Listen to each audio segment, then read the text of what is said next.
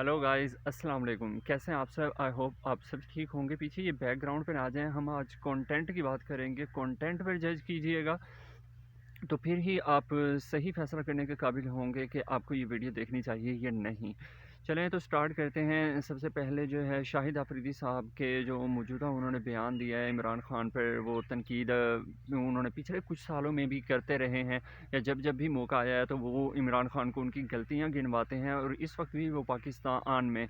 Twitter पर top trend कर रहे हैं शाहिद अफरीदी साहब। और जहाँ तक देखा जाए उनकी जो वो पॉलिटिकल गलतियाँ इमरान खान साहब को गिनवा आते हैं, तो यही सवाल अगर हम शाहिद अफरीदी से करें कि कितने लोगों का कैरियर उनकी वजह से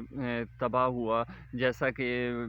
दानिश कनेरिया ने कई मरतबा उनके हवाले से इन खदशात का इजहार भी किया था कि उनको टीम में जो है एक अलग ही हैसियत से देखा जाता है शाहिद अफरीदी की मौजूदगी में। और वो हर वक्त उनके एंटी रहते थे, और कई दफ़ा उन्होंने मैच विनिंग इनिंग्स भी खेली हैं, और कई दफ़ा उन्होंने सिफर पर आउट होकर कौमी टीम के जज्बात को भी, बल्कि पूरी कौम के जज्बात को क्या किया, मजरूह भी किया। तो वो हमारे बहरहाल हीरो हैं। उनकी पॉलिटिकल वाबस्तगी अगर इमरान खान से नहीं, अगर वो उनको नहीं पसंद करते या उनके बारे में कोई अच्छी राय नहीं रखते, अगर आपने फेयर वो करना है उनके ऊपर तनकीद करते हुए, तो आपको नज़र आएंगे इमरान खान के ऊपर। लेकिन क्या आपने कभी उनको फ़ील किया है कि वो उन्होंने कभी भी हमज़ा शहबाज या शहबाज शरीफ या पूरी पीएमएल नून है उसके ख़िलाफ़ कभी भी वो कोई बयान उनका जो है ऑन रिकॉर्ड नहीं है। ना उन्होंने कभी मिस्टर 10% या 20% के बारे में बात की है, ना कभी मौलाना फजल रहमान के बारे में बात की है, ना कभी उनसे मुझे मेरी पाकिस्तान तो क्या लंदन में या कहीं भी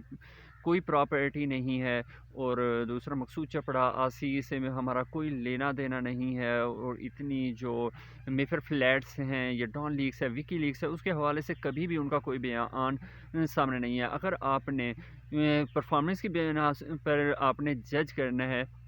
तो आपको ये मानना पड़ेगा कि दूसरी पॉलिटिकल पार्टियां जो हैं वो उन्होंने भी इतने बड़े बड़े स्कैंडल किए हैं, और उन स्कैंडल्स का डायरेक्ट पाकिस्तानी अवाम से ताल्लुक़ है।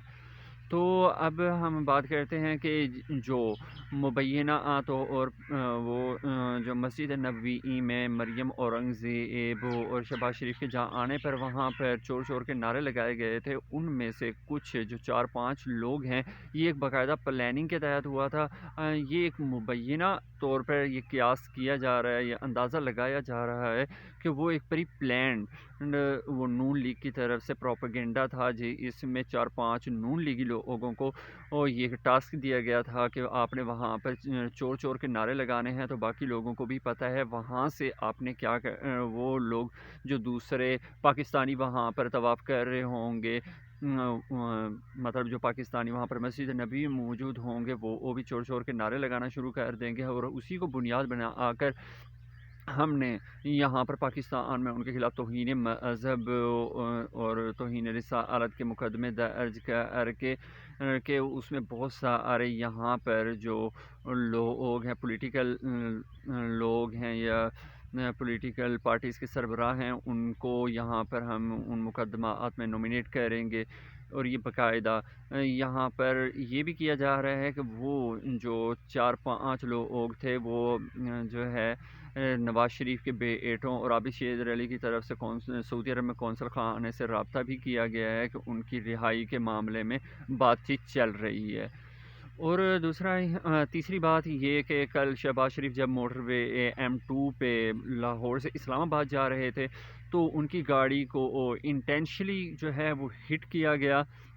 और इस तरह से वो हिट किया गया कि उनकी गाड़ी जो है वो कलाबाजी खाती हुई गिर गई। लेकिन वो इस हादसे में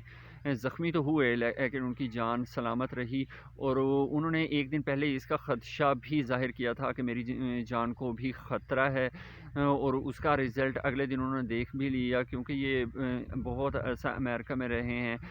تو یہ ذرا قانون کی پاسداری بھی اچھے طرح سے کرتے ہیں، اور سیٹ بیلٹ انہوں نے ڈیفینیٹلی یوز کیا ہوگا، تو اس وجہ سے ان کی جان محفوظ رہی۔ اور عمران خان نے کل سوشل میڈیا پر جنید اکرم اور مزمل حسین اور تیسرے ایک اینکر تھے، انہوں نے ان کے ساتھ ایک پوڈ کاسٹ کیا، اور اس میں عمران خان نے بہت سارے جو مس کنسیپشن تھے حکومت کے بارے میں، تو اس کے بارے میں بھی انہوں نے کھل کر بات کی، اور وہ انہوں نے لوگوں میں جو قیاس تھا کہ عمران خان جنرل فیض حمید کو آرمی چیف بنانا چاہتے تھے، تو ایسا کچھ نہیں۔ انہوں نے اس ساری جو یہ سچویشن لوگوں نے من گھڑت اپنے ذہنوں میں بنائی ہوئی ہے، اس کو بھی رول آؤٹ کر دیا۔ وہ بس یہ چاہ رہے تھے کہ ان کو پچھلے جولائی سے اس بات کا اندازہ تھا کہ جو جب وہاں سے امریکن نکلیں گے تو وہاں پر ایک سول وار ہو سکتی ہے، لہٰذا سردیوں کے موسم میں وہاں پر تھوڑا سا یہ جو ہے اکراس دا بارڈر یہ ذرا فائرنگ اور دوسرے جو گروپس ہوتے ہیں وہ زیادہ ایکٹیو ہو جاتے ہیں، اور وہ اس کریٹیکل ٹائم میں چاہتے تھے کہ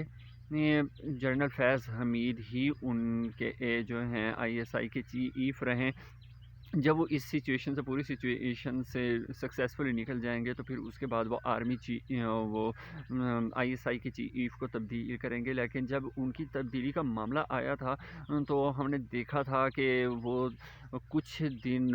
تک ان کی جو اپوائنٹمنٹ کا نوٹیفیکیشن ہے وہ رکا رہا تھا، پوسٹ پون ہوا تھا، اور اس وقت وہ باہر دورے پہ تھے عمران خان صاحب، لیکن پھر بھی جب وہ واپس آئے تو کچھ تاخیر کا شکار ہوا، لیکن پھر بھی انہیں ہی وہ آرمی چیف لگایا گیا۔ تو ناظرین، اگر آپ کو آج کی یہ ویڈیو پسند آئی ہو تو اس کو لائک، سبسکرائب اور کمنٹ کرنا مت بھولیے گا۔ تو نیکسٹ ویڈیو تک، ٹل دین، بائے بائے، اللہ حافظ۔